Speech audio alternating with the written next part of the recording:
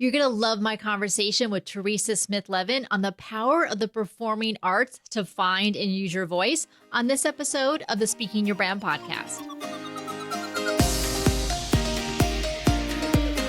More and more women are making an impact by starting businesses, running for office, and speaking up for what matters. With my background as a TV political analyst, entrepreneur, and speaker, I interview and coach purpose-driven women to shape their brands, grow their companies, and become recognized as influencers in their field. This is Speaking Your Brand, your place to learn how to persuasively communicate your message to your audience. Hi there, and welcome to the Speaking Your Brand podcast. I'm your host, Carol Cox. We're kicking off a new series all around using your voice. I have interviews lined up, including this one today, to inspire you to use your voice no matter what your topic or your industry. A couple of months ago, I attended an event in Orlando to honor nonprofits here. What was really cool about this event was that each nonprofit had 2.5 minutes to share their story with the audience. When my guest today, Theresa Smith-Levin, founder of Central Florida Vocal Arts, shared her story, I was instantly inspired and I knew I had to have her on the podcast. Fortunately, I happened to run into her in the hallway after the event and I went over to her, introduced myself, and invited her on the podcast. Our conversation is a testament to the power of storytelling, vulnerability, and community in fostering personal and collective growth. Theresa's work with Central Florida Vocal Arts is not just about singing. It's about creating a space where people can grow into their authentic selves and learn to navigate the world with empathy and confidence. Whether you're an artist, a singer, a public speaker, or someone looking to make a difference in your community, Theresa's insights offer valuable lessons on the transformative power of using your voice. And trust me, you do not have to be a singer in order to get so much value out of this episode. I can't sing. And I told Theresa that at the end after we stopped recording. And she said, no, everyone can sing. And I said, no, you haven't heard me. But she was trying to convince me that that's not the case. But anyway, so whether you are a singer or an artist or a performer or not, you are going to love this episode. If you're new to the podcast, welcome. At Speaking Your Brand, we work with women entrepreneurs, professionals, and leaders to clarify their brand message and story, create their signature talks, and develop their thought leadership platforms. You can find out more about what we do at speakingyourbrand.com. Now, let's get on with the show. Welcome to the Speaking Your Brand podcast, Theresa. Thank you, Carol. Thank you for having me. I'm excited to have you on because we have never had a professional singer on the podcast, at least as far as that I can remember. And as I mentioned in the intro, we met at a Victory Cup Initiative breakfast, which was to award grants to nonprofits in the Central Florida area, including yours, which is Central Florida Vocal Arts. And what I loved about the way that they set up the event was that each nonprofit had 60 seconds or something to deliver their story to the audience. So it felt like 60 seconds. It was 2.5 minutes, but it was a hard 2.5 minutes. There was no wiggle on that. As soon as the 2.5 minute mark went, they were like, the music was cueing, they were like yanking you off the stage kind of thing. But it was so impactful to have each nonprofit share that story because we know how powerful storytelling is. And Theresa, when you got up there and shared your story, I knew instantly I had to connect with you and invite you on the podcast. And luckily I ran into you in the hallway afterwards. I was like, here's my card, please, let's come on my podcast. So welcome. So let's start there. Can you tell us a little bit about your story and how singing in the arts helped you to use your voice? Absolutely. So I think so oftentimes we have young people, and I'm a mom myself, and we see kids with these big feelings and these big experiences and no outlet to put those feelings, those emotions. And so the place where I found that I felt the most at home and the most able to feel and process what was going on for me was in the arts. And I always loved singing. And that was a place where I really just experienced joy. And because I had such wonderful parents, even though I don't think I was the most talented, naturally gifted singer, they very much supported that endeavor. And I just followed through. I grew up in Central Central Florida, pursued choir in high school, middle school, went on to study music education at the collegiate level, and then vocal performance for my master's degree. And what happened after that is when I came back to Central Florida, there was a gap in the market. Orlando Opera Company had filed for bankruptcy. There wasn't a large performing arts, classical vocal arts company. And truly, I feel like the universe, God, however you want to look at it, called me to start this nonprofit overnight. And what has been really amazing is it has been an opportunity to combine my passion for community with the thing that I'm really good at. And so helping other young people to be able to grow in confidence, connection, empathy, to find their voice, to figure out how they really feel about the world themselves and be empowered to share that. We use music as a tool, as a catalyst for that empowerment. But truly, the goal is to help people to step into who they were meant to be authentically. And as you're working with these young people, what are you finding Mhm. about singing and music and the arts that helps them to kind of like, is it breaking through their defenses? Is it allowing them to be more vulnerable? Is it providing a safe space for them to have these emotions? So a lot of times I explain this idea through the idea of team sports because especially for our male followers out there, a lot of times they have an easier time relating to how these outcomes come from sports. So when we enroll young people into soccer, youth soccer, for instance, we're not expecting them to come out and be Ronaldo. That wasn't the reason we put them in soccer, right? We put them in soccer because we know that it will develop them physically, mentally. They'll be able to collaborate. They'll understand that sometimes we win, sometimes we lose. We know that these skills and these outcomes come from sports, right? What's really special about performing arts is you get all of those. But the difference between performing arts and the soccer field is if you're struggling at home, you have an opportunity to share that feeling in an art space. If there's conflict or trauma, a lot of times the characters that we embody have had those same experiences. So it provides a catharsis, a place to process those feelings and to normalize those feelings and to be supported in those feelings so that you can move forward in life and realize that, yes, this happened to me, but no, this isn't who I am. This is a part of my story. It's not the story. Do any people come to mind that you've worked with, and you can, uh, Mhm. composite them and not reveal any identifying details, but anyone come to mind where you've really seen a transformation as a result of working with the Central Florida Vocal Arts? I mean, it's countless, quite honestly. What we measure through our programs isn't a change in musical skill. It is changes in confidence. It's changes in the belief that you can overcome something that gives you fear. It's the belief that others care about you. Those three changes change the trajectory of a whole life. So just to be able to encapsulate truly countless hundreds of people that I've encountered in that regard, the work that we do at Pace Center for Girls is really important, near and dear to my heart. Pace Center for Girls, and it's here in Orange County, but I believe they have chapters across the country. Pace is an alternative school for young women who find themselves in crisis from middle school to high school. So whether that is a trauma, whether that's abuse in the home, whether that's a failure to thrive in their school setting, can be any of those things that are going on for this young person. They're brought into a trauma-informed school setting where they're receiving weekly counseling support, all female staff and other students.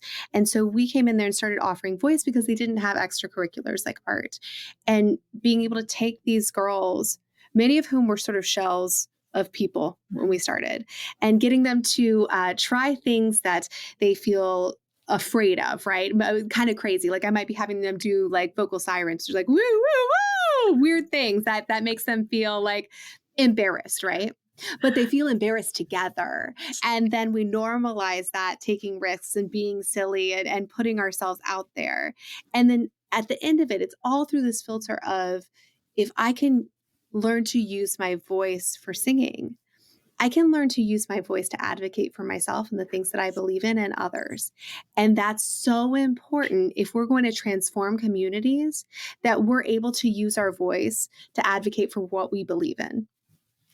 And Teresa, thinking about yourself or even adults that you know, much less young Mhm. people, where do you find and this is a challenge I know for me and for so many of us where we feel like we can't advocate for ourselves or we stop, we can't quite put ourselves out there in maybe the way that we want to.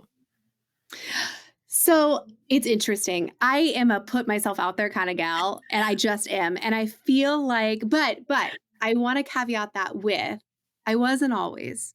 I wasn't that person growing up. I don't even think I was that person in high school. But I've grown into that person. And I know that my art study has helped empower me in that way. What I am not great about doing is holding boundaries and space for myself. I am the first one to get in line to protect others, to stand up for others, but I am not as skilled in doing it for myself. And I think that a lot of women find themselves in that position. We are nurturers, we are protectors, we are mothers, we are sisters, we are friends. And we're really wonderful about showing up for those people, not great about showing up for ourselves. But if we're not showing up for ourselves, we eventually are going to hit the bottom of that cup and we're not going to be able to show up for anyone else either. So being able to, again, put our own air mask on so that we can continue to serve others. Absolutely. And that's why I'm such a big advocate for women's community, like women's support Mhm. circles, because then even though, as you said, like by nature and nurture, we tend to care for others. But if we're in a tight circle with other women, then inevitably they're going to care for us while we're caring for them. Absolutely, absolutely. And, being able to overcome the word selfish, that's an area of growth for me. I feel like there's not a word that sort of evokes more shame for women than selfish. And the thing is, most of us are so far from selfish that quite honestly, we need to find some more ways to be selfish to take care of ourselves. A little sidebar, one of the classes that I teach is an adult class called Music for a Joyful Life for adults. And I have adults in the class anywhere from probably about 25 through 75. So we get a diverse age range there. And the first class we come in, we introduce ourselves, we talk about what we're going to learn. One of the things that I bring up is when in life were you ever told to just pursue something because it made you happy? Even to our elementary schoolers, we try and sort of start prepping them for you're going to have to make a decision about college and a career path and all these things. But when did we say just do that thing because it made you happy? And so then we look at women in their 30s and say self care. Right. But when were we given the tools to do that? For me, self-care just feels like another thing I'm failing at. And Right. Like so another chore that we have to check off. 100%. Like Yeah. I'm not doing life right because I don't know if I'm self-caring well. And so being able to identify what makes me happy and then create space for that with no other objective than just to be present in feeling that joy and that happiness. And how when we engage in those experiences, how we're able to show up differently. I love that, Teresa. And it's, because and especially in the United States, we're so much about productivity and making sure Mhm. everything that we do leads to some productive outcome. Even our quote unquote hobbies are supposed to Sure. be productive, like you said. And so Mhm. having it just for the joy of it, just because we enjoy it and it fulfills us personally, much less professionally, I think is such a great reminder. Let me ask you this, Teresa. So thinking Mhm. about the people that you work with of all ages, do you when they're doing their classes with you, do you have them step on stage and do they perform? Like tell me a little bit about that and what advice do you have for listeners who are public speakers as far as stepping onto a stage and connecting with an audience? Absolutely. So, one of the first educational programs that we had when we were founded in 2012 was our Summer Institute. And that was in large part because when I came out of grad school, I felt like I knew how to sing very well. And at the same time was woefully underprepared for a career in performance. And so I had to cultivate a lot of these holistic performing arts skills through practice, through being on stage, through doing it. And so when we started the program, I really wanted to make sure that we were incorporating those elements into the training that we were giving to young people. And one of the important steps of that is to be able to overcome fears. So on day one, when children show up at camp, they audition for us. And there are kids that balk, that will not sing for me on day one. And who's in the room for day one? Like 3 instructors who are going to cast them in the show. The other kids aren't there. Or if there are, there's just 2 or 3 that are waiting for their turn to be up next. It's a very small group, right?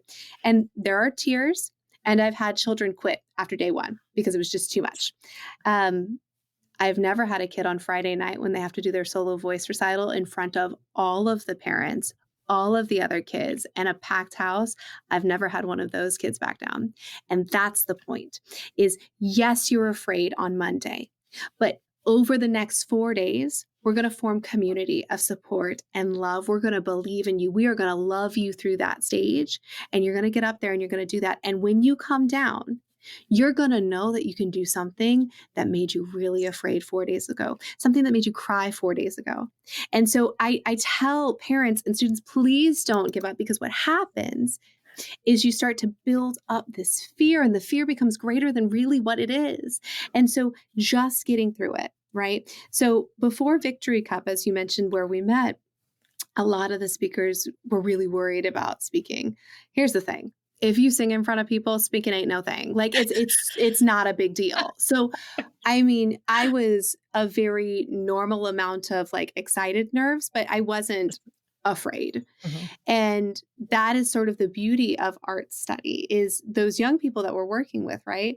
Knowing that they were able to get up and sing in front of people, when they go back to school in the fall and they have to give a speech in their history class, it's not that big of a deal, because guess what?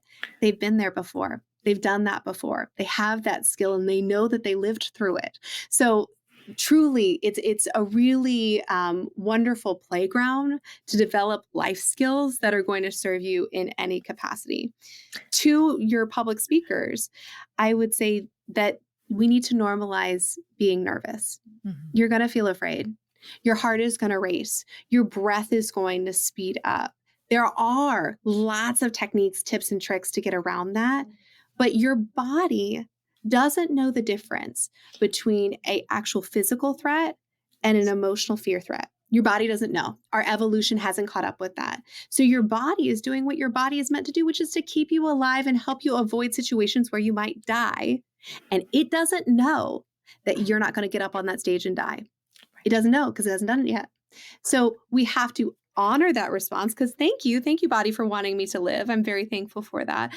But we need to have enough practice to know I am able to survive this, because when you start to fight that reaction, then you're making your issue far more complex, because you're nervous, and then you're upset at yourself being nervous, and look at what your body's doing. And then you're having shame responses because why can't I just get over this? And no, you're nervous. Your body's reacting to that. Super duper normal. Okay, what are the tools that we have to overcome that and be able to deliver what we have prepared in a way that's authentic?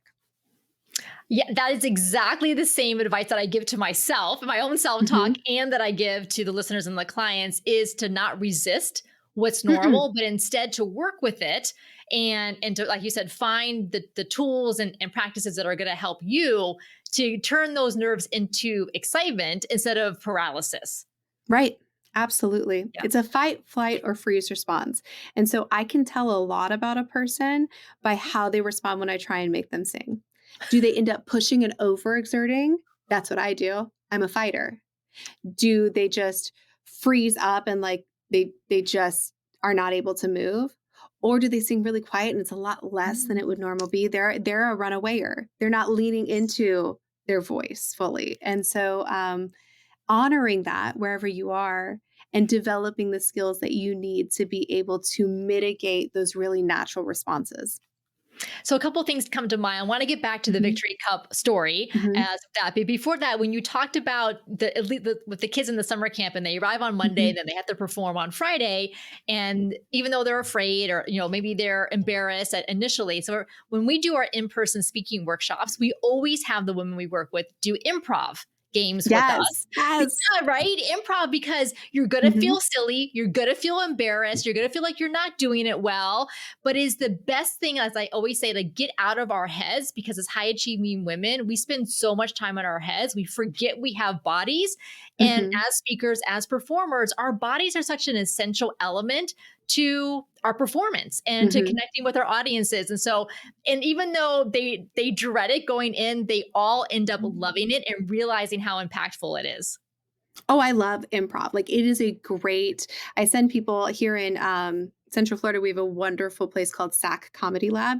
Yes. Great place to take improv classes. And I actually work a lot with Leadership Winter Park. And one of my good friends, Chelsea Highland, comes in and teaches a workshop for them. I teach about finding your voice. She teaches about improv as a business leader.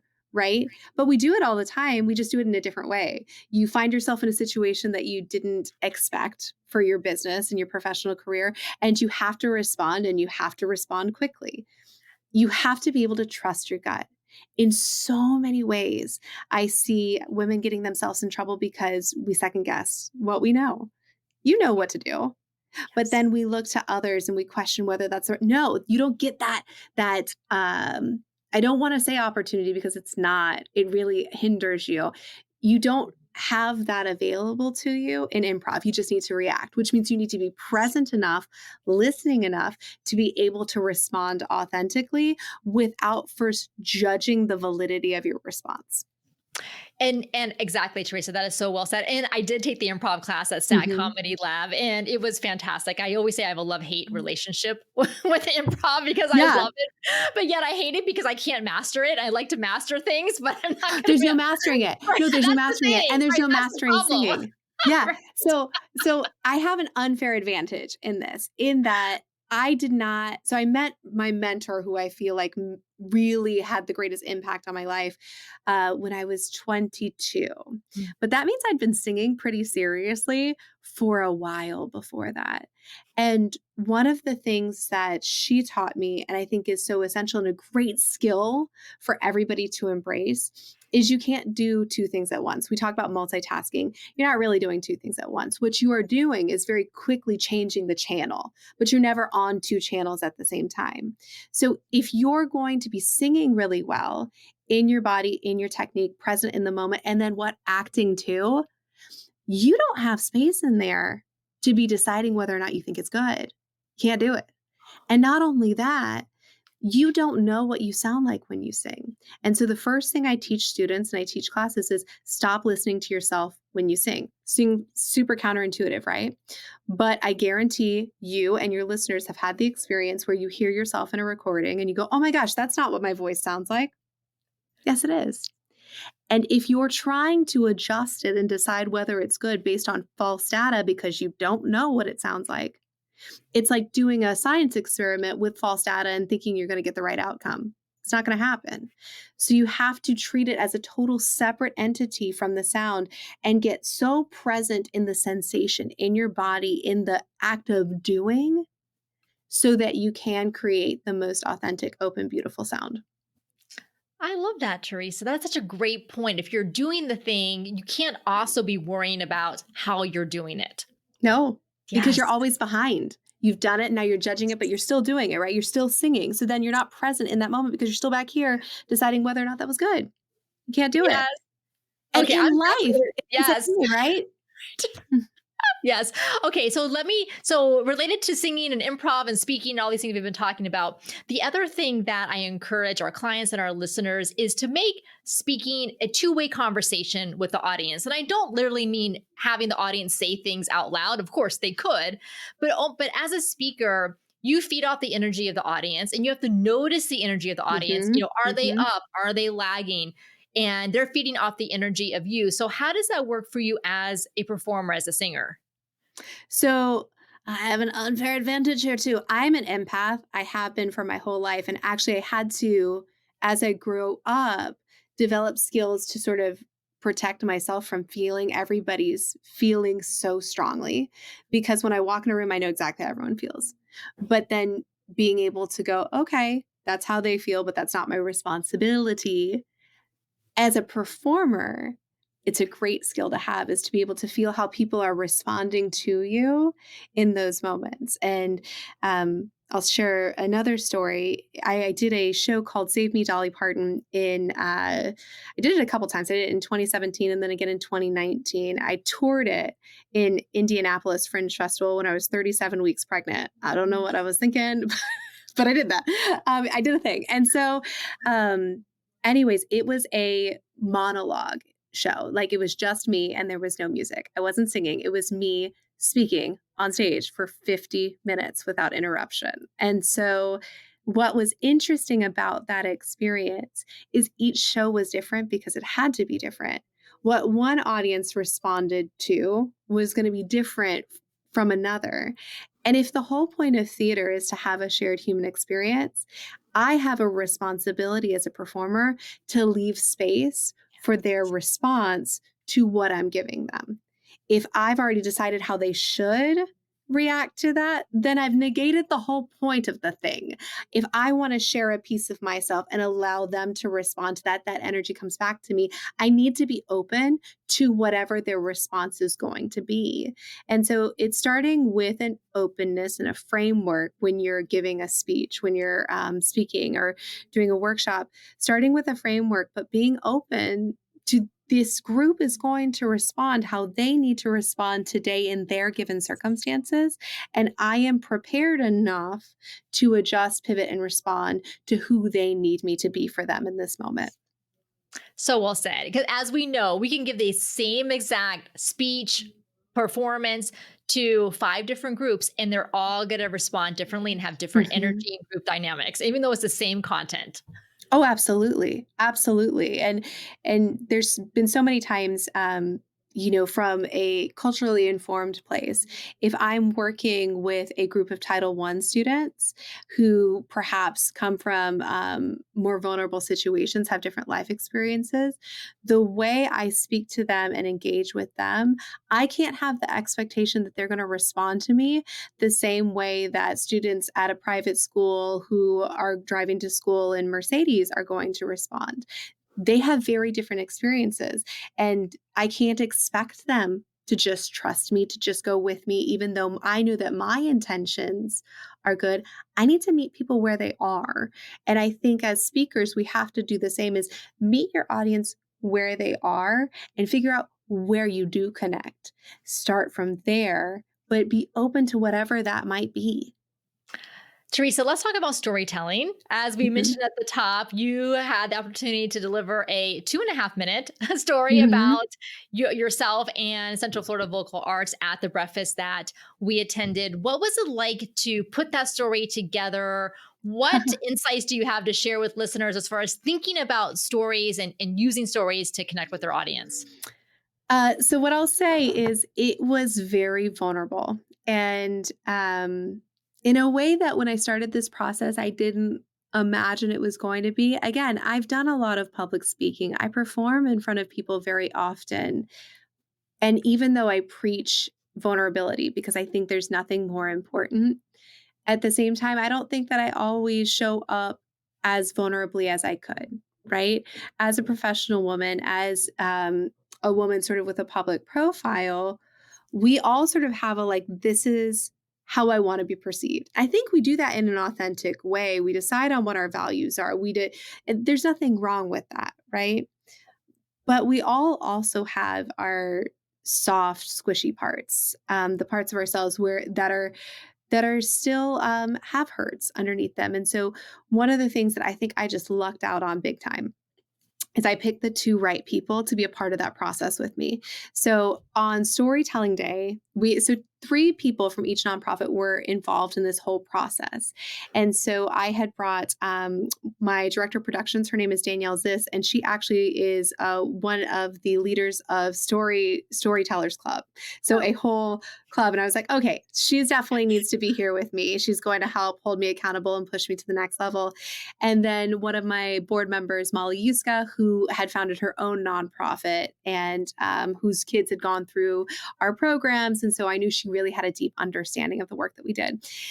And I'm so glad those were the 2 people that I brought because they would not let me get away from that vulnerability. I would be like, oh, well, I want to talk about this kid and this experience. They're like, nope.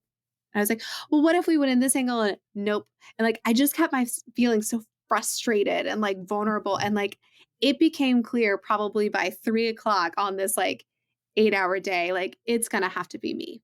I'm going to have to talk about me. And I really didn't want to. And so that was really scary.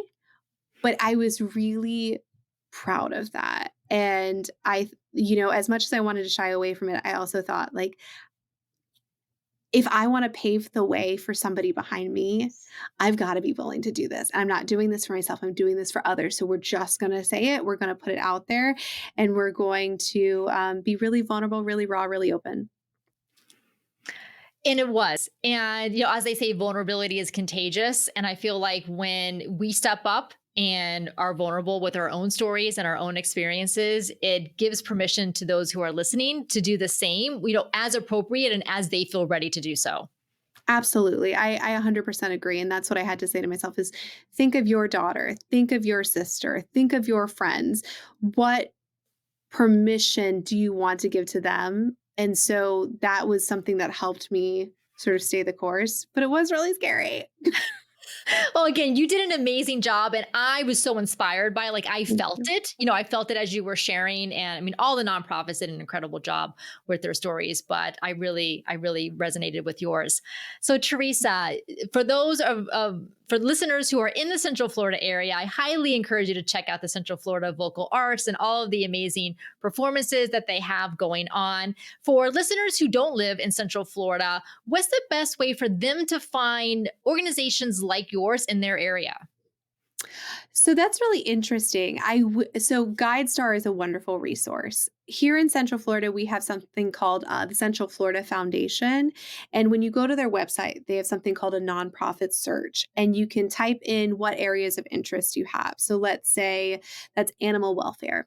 You would type in animal welfare, and it would populate any of the organizations that are doing work in your area that focus on animal welfare.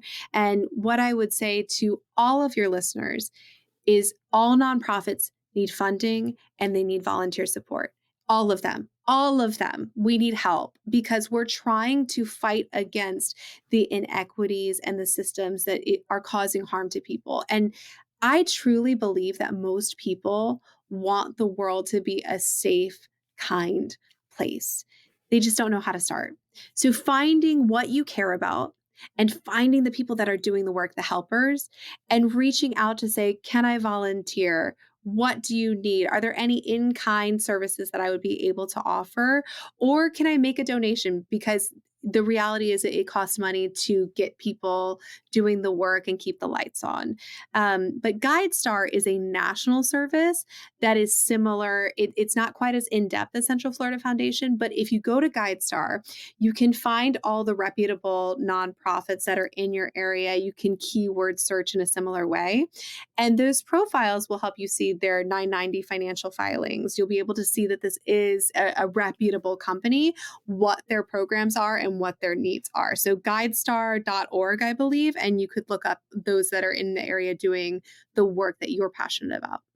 Fantastic. I'll make sure to include a link there and to your website, as well as your LinkedIn profile in the show notes, so listeners can connect with all of those. Theresa, thank you so much for coming on the podcast. I have so enjoyed our conversation. I appreciate all of your valuable insights. And again, thank you so much for finding and using your voice and impacting so many people like you have. Yes, thank you so much. Thank you for having me, Carol. Thank you, everyone, for watching. It's really been a pleasure. Wasn't that a fun conversation? Thank you again to Theresa for coming on the podcast.